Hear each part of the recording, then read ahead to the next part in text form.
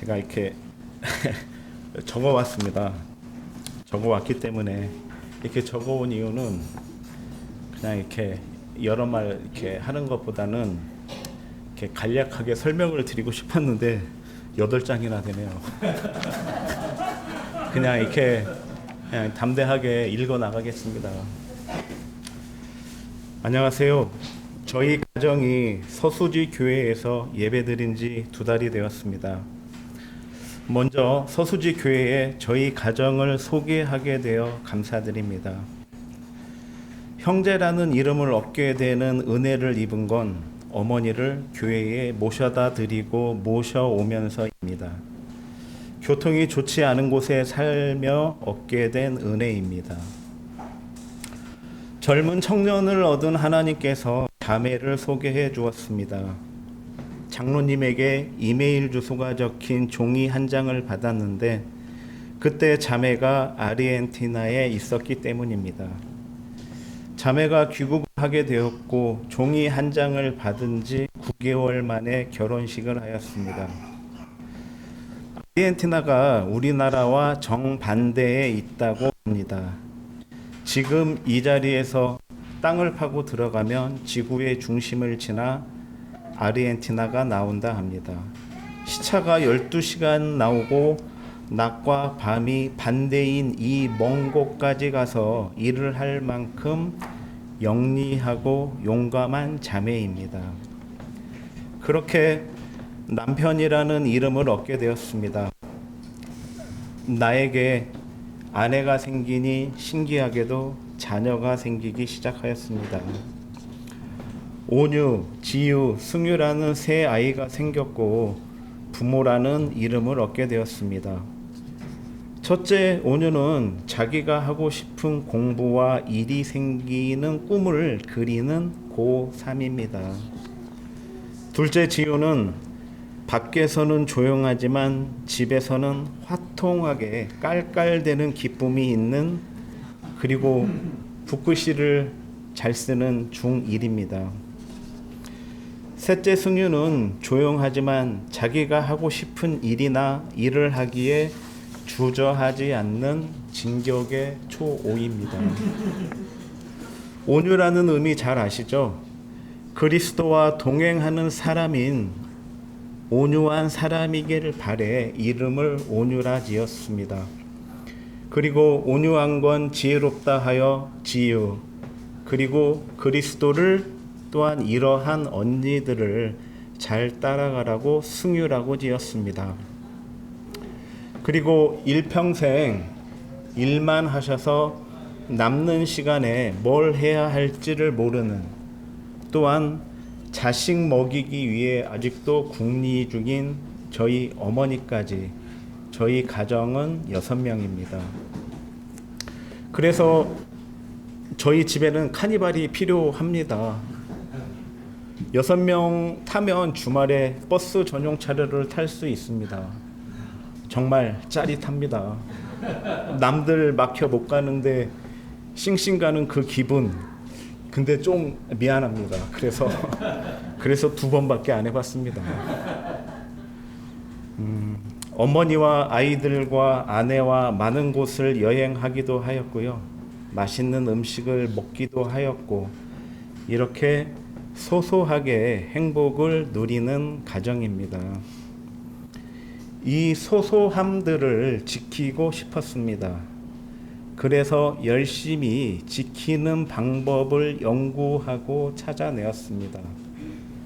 무언가를 하고 싶은 마음을 하나님께서 들어주시고 인도해 주시어 잘 살아왔습니다.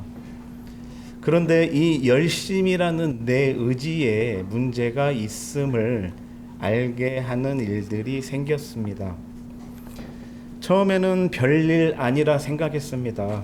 잠시 시간이 지나면 별일 아니게 지나갈 거라 생각했습니다. 그런데 시간이 지날수록 정도가 더해지게 되자 의문이 생겼습니다. 나에게 왜 이런 일이 생기지? 하나님에게 묻습니다. 왜죠? 내가 아는 하나님께서는 와서 나와 변론하자. 주홍같이 붉은 너의 죄가 하얘진다고 하셨으니요. 지금 내가 왜조라고 묻는 건 하나님과 대화가 필요하다는 신호였습니다.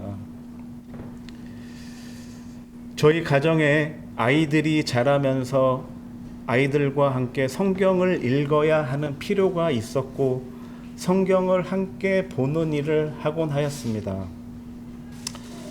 다들 바쁘고 사정이 생기고 하다 보니 꾸준히 하는 게 참 어려웠었는데 그때 마침 내 머릿속에 외조가 떠나지 않던 그때 아이들에게 다음에는 어디를 읽을까 하던 중에 아이들이 욥기를 읽어보자는 제안이 나왔고 함께 읽게 되었습니다.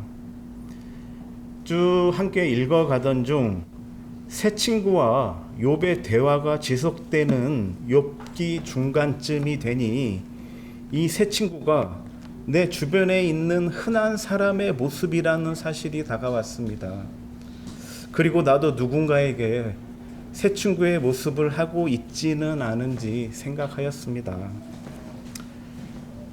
그리고 그때 새 친구와의 대화에 지쳐가는 욥에게 하나님이 임재하십니다. 무지한 말로 생각을 어둡게 하는 자가 누구냐? 너는 대장부처럼 허리를 묶고 내가 내게 묻는 것을 대답할지니라 라고 말씀하십니다. 새 친구는 욥을 돕는다는 형식으로 욥의 고통을 이용하고 있었습니다. 그럴수록 욥은 더 혼란스러워 하였습니다. 이에 하나님께서 개입하기 시작하신 것입니다. 하나님께서는 하나님이 어떠한지, 하나님이 창조한 세상이 어떠한지 욥에게 이야기해 주기 시작하십니다. 이에 다시 한번 욥에게 말씀하십니다. 트집 잡는 자가 전능자와 다투겠느냐? 하나님을 탓하는 자는 대답할지니라 라고 욥에게 대답을 요구하십니다. 제대로 된 대답을 하는 욥에게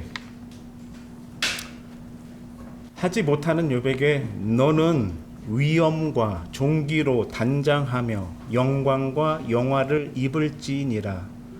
넘치는 노를 비우고 교만한 자를 모두 낮추라 라고 하셨는데 이때부터 내가 보이기 시작했습니다. 오직 나를 위한 말씀임을 느끼게 되었습니다. 하나님의 말씀을 듣고 욥은 회개합니다. 욥의 회개는 정말 멋지게 보였습니다. 그런데 나는 어떤 회개를 해야 하는지에 머물게 되었습니다. 회개를 하고 싶은데 아직도 억울하고 분함이 나에게 남았던 것입니다. 그래서 욥기 1장을 다시 폈습니다. 욥은 아들들의 생일 잔치를 베풀었고 끝나면 불러 성결하게 하였고 다음 날 아침에 그들의 명수대로 번제를 드렸으며 그렇게 함은 혹시 아들들이 범죄하여 하나님을 욕되게 하였을까 하여라 하였는데 이 부분에서 욥의 열심이 보여졌습니다. 나와 비교할 수 없는 훌륭한 분이지만 욥도 자신 일에는 열심히셨구나 하며 다음 절로 넘어가는데 이제 사탄이 나옵니다. 그 사탄에게 하나님께서 물으십니다. 온전하고 정직하며 하나님을 경외하는 욥이 어떻게 지내느냐 물으니 사탄의 대답이 하나님께서 그의 집과 소유물들을 울타리로 두르셨기 때문에 대답을 합니다. 때문이라는 대답을 합니다.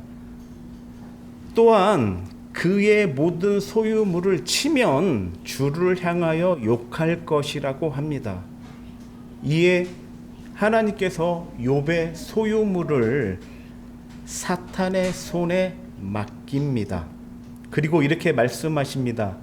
다만 그의 몸에는 내 손을 대지 말지니라. 제가 지금 뭐 하고 있죠? 제가 지금 뭔가를 잡으려고 하는데 안 잡히죠. 이게 산소라고 생각을 했습니다. 사탄의 손에 욥의 나의 소유물을 넘기셨는데 나의 생명, 욥의 생명에는 손대지 말라고 하셨습니다.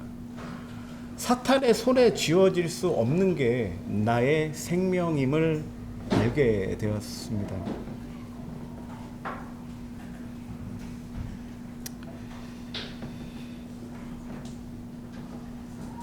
그렇게 말씀하신 다음에 욥의 재산과 자녀들을 사탄의 소나기에서 잃게 됩니다. 분명 욥의 소유물이 사탄의 소나기로 넘어갔는데 자녀들을 잃은 욥을 보며 나의 잘못을 깨닫게 되어 갑니다. 자녀들은 소유물의 범주에 들어간 건가 하는 생각이 들며 욥이 아들들을 위해 번제를 드렸던 모습이 생각났습니다.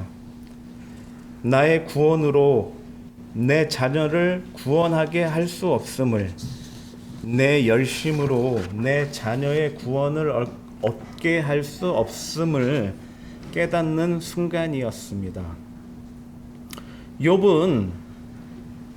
욥이 아닌 아들들이 직접 하나님을 대면하게 해야 했던 것이었습니다.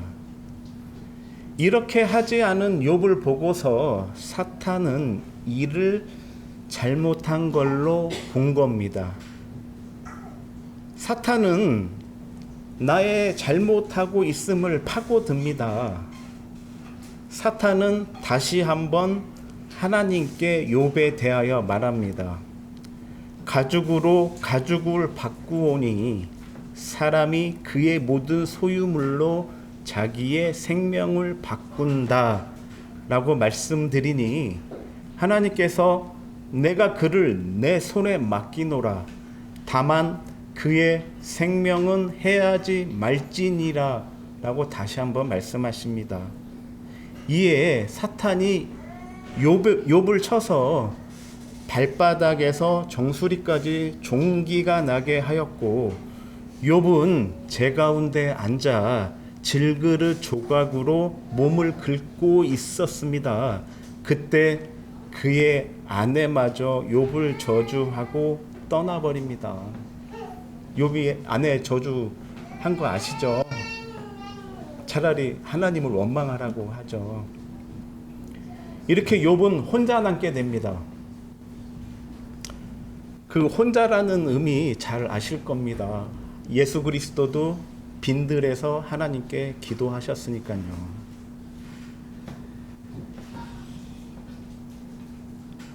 욥은 혼자 남게 되었지만 욥은 살아 있었습니다.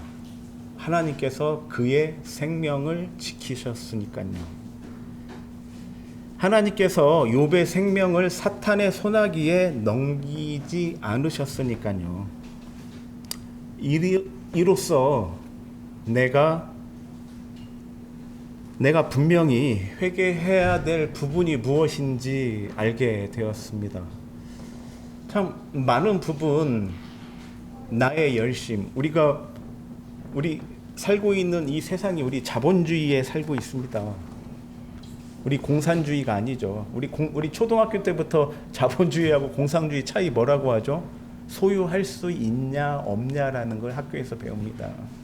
그래서 내가 무언가를 열심히 하면 내 거다라는 인식이 굉장히 많이 있습니다. 그 인식이 깨지기가 정말 어려웠었습니다. 하나님께서 나에게 네 건 없다. 내가 너에게 준 게 있다. 다만 너는 나의 소유물이다라는 것입니다.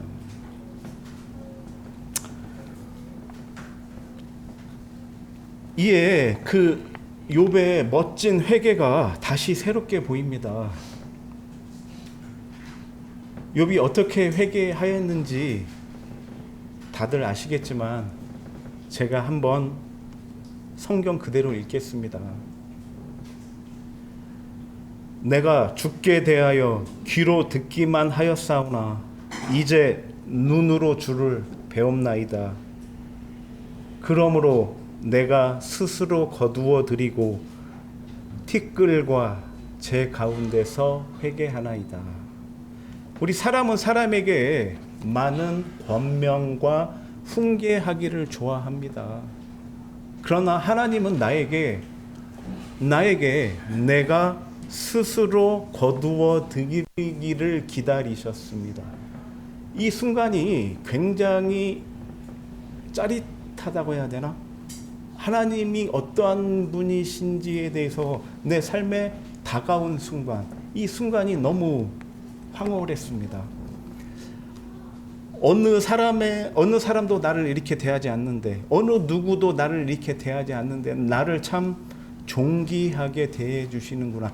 오로지 내가 스스로 거두어 드리기를 기다리시는 이 나의 주 하나님이 정말 나의 참된 주인이시구나를 깨닫게 되었습니다. 일반적으로 사람은 욥의 새 친구처럼 교훈하기 좋아하고 탓하기 좋아합니다.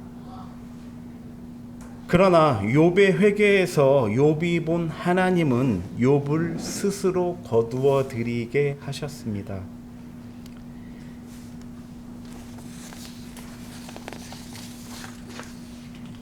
이에 나도 나의 잘못된 열심을 거두어 드립니다. 그리고 내 생명을 지켜주시는 하나님께 감사를 드립니다. 그리고 이 다음 부분은 욥의 마지막, 이게 회개도 마지막이고 이 부분도 마지막인데요.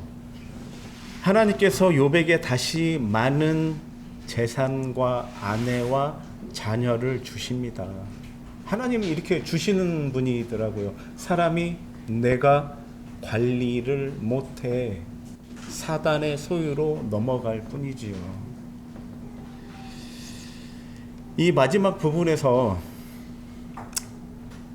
조금 여담인데요, 조금 특별하게 다가오는 부분이 있었습니다. 하나님께서 욥에게 다시 아들 7과 딸 3을 주셨는데,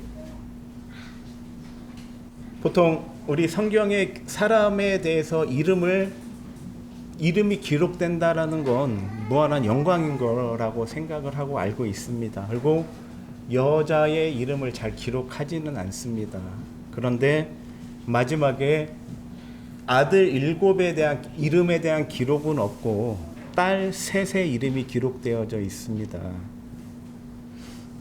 공교롭게도 저도 딸이 셋이더라고요. 저의 딸들도 하나님 보시기에 좋으셔서 그 이름들이 불려지기를 소원합니다. 아직 안 끝났습니다.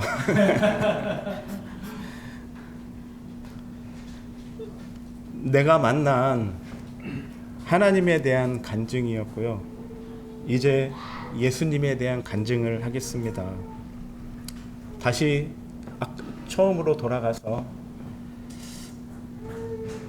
내가 어려움에 있을 때 억울함과 분노가 나의 이성을 마비하려 할 때 이 마비는 나를 내 무덤 속에 들어가게 하였습니다. 계시록에 내가 문 밖에 서서 두드리노니 내가 문을 열면 내가 들어간다는 말씀, 들어오신다는 말씀. 그리고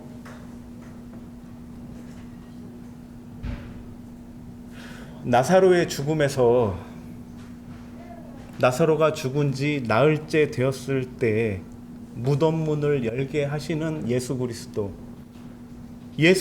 예수님께서 나사로를 향해 이렇게 말씀하십니다. 나사로야, 걸어 나오라라고 말씀하십니다. 오직 그 한마디였습니다. 내가 내 무덤에서 내가 그리스도의 말씀에, 그리스도에 집중하고 있지 않았다면 나는 무덤에 나올 수 없는 사람이었습니다. 나사로가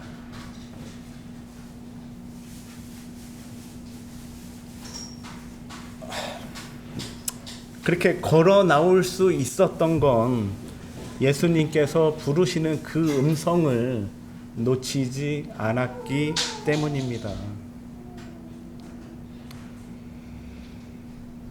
무덤은, 내가 만들어 놓은 나의 무덤은 사람이 죽어가는 곳이며 사람이 죽은 사람이 가는 곳이었으며 나는 죽었던 것이었습니다. 그러나 내가 그곳에서 다시 지금 이 순간 살 수 있는 건 예수님의 음성입니다. 그 음성을 들었기 때문에 욥의 회개를 알 수 있었던 것입니다. 성경을 대할 때 그리스도의 희생과 사랑에 대해 많은 부분을 느끼게 됩니다. 그 중에서 정말 내 마음속에 정말 그리스도의 사랑이 너무 절절하게 다가왔던 부분을 한번 읽겠습니다. 내가 사람이 죽게 되었을 때, 내가 정말로 죽을 때 우리 유언이라는 걸 합니다. 야, 온성문 너는 이제 죽는데 유언을 해라 그러면 저는 이럴 것 같습니다. 나는 하나님 아버지, 내가 내 아이들에게 줄 땅이 100평밖에 없습니다. 부디 1000평이 되게 하여 주십시오. 혹은 하나님 아버지, 저희 아이들이 서울대밖에 못 갑니다. 부디 하버드 대학을 가게 해주십시오. 이렇게 말입니다. 그리스도께서 십자가에 달리시기 전 마지막 기도를 하십니다. 하나님께서, 그리스도께서 목수의 아들로 이 땅에 오셨고 이 땅에서 수많은 이적을 행하시어 우리에게 이적을 보이시며 하나님이 어떠한 분이신지, 그리스도가 어떠한 분이신지를 알게 하시며 십자가에 달리시기까지 여러 번의 기도를 하십니다. 이게 마지막 기도를 이렇게 하십니다. 기도를 쭉 하시며 마지막에 다만 악에 빠지지 않게 해달라고 합니다. 저희들을 위한 하나님의 기도에서. 그리시고는 십자가에 달리시어 돌아가시는 그 순간 다 이루었다라고 하십니다. 이 두 말씀이 연결되면서 다만 악에 빠지지 말게 해달라는 말씀. 나는 무언가를 더 채워야 한다라고 생각하고 있었는데 하나님 그리스도께서는 더 채울 게 없다라고 말씀하시는 것 같았습니다. 이미 너는 충분하다입니다. 너의 목숨이 하나님께 있으니요. 이렇게 줄곧 나에게 말씀하시는 하나님과 예수님.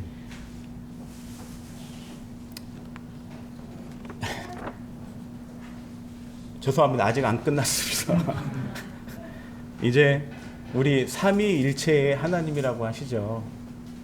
하나님, 예수님, 성령님, 성부, 성자, 성령. 이제 성령에 대한 간증을 드리겠습니다. 계시록에 말씀을 믿지 않는 자와 흉한 범죄한 자들에 대해 둘째 사망에 대한 경고를 하십니다. 유황불못에 던져진다라고 하죠. 근데 그 자들 중에 두려워하는 자가 있습니다. 나는 다 유황불못에 충분히 던져질 수 있다라고 생각을 했는데 두려워하는 자? 그 부분에서 막혔었습니다. 왜냐하면 내가 가끔 잘하는 게 두려움이거든요. 아까도 땅이 부족할까봐, 땅이 내 자식한테 부족하게 줄까봐 하는 두려움. 내 자녀가 좋은 대학에 가지 못갈까 하는 두려움 말입니다. 그걸 이렇게 마음속에 받아들이면서 사실 사람의 양심으로 범죄하지 않는 건 당연합니다. 흉악한 범죄. 그러나 사람의 양심, 내 양심으로 두려워하지 않는다는 게 정말 어려운 일이었습니다. 나한테. 순간순간 나는 두려웠었고 그 두려움의 순간을 사탄이 그 순간을 노렸기 때문입니다. 근데 역시 하나님은 정말 온전하고 완전하신 분입니다. 말씀에 네가 두려워하지 않을 방법에 대해서 말씀해주고 계십니다. 예수 그리스도가 이렇게 이야기하십니다. 너희는 근심하지 말라. 하나님을 믿으니 또 나를 믿으라. 내 아버지 집에 거할 곳이 많도다. 그렇지 않으면 너희에게 일렀으리라. 내가 너희를 위하여 거처를 예비하러 가노니. 예수 그리스도가 이 땅에 오신 목적을 말씀하고 계신다고 생각했습니다.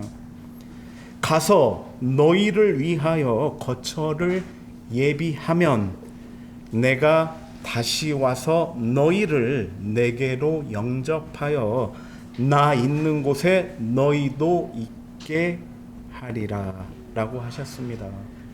우리 사도 바울이 이렇게 이야기합니다. 예수님에 대해서 나의 목수의 아들로 태어나서 이적을 행하시고 십자가에 달리시어 우리 죄를 담당하셨으며 부활하고 승천하시어 영광 보좌에 앉으신 주님이라고 말씀하십니다. 나 있는 곳에 너희도 있게 하리라. 이 말씀을 읽으면서 그리스도는 그 영광 보좌의 자리에서 나를 그곳에 있게 하시기를 참 원하시는구나 라고 생각하였습니다.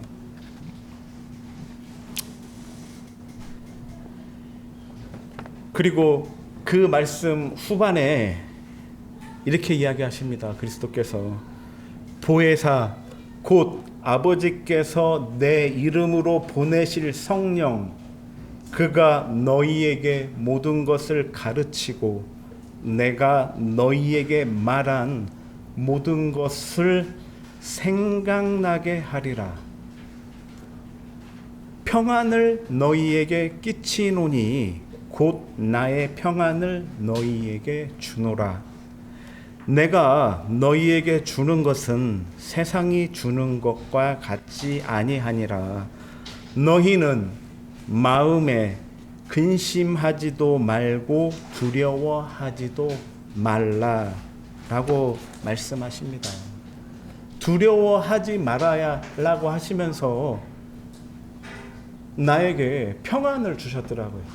그러니까 내가 두려워할 거라는 걸 아셨던 그분께서 네가 두려워하면 유황 불못에 던져지니 내가 너한테 한 말을 네가 기억하게 하고 생각나게 하기 위해서 성령을 나에게 보내셨더라고요.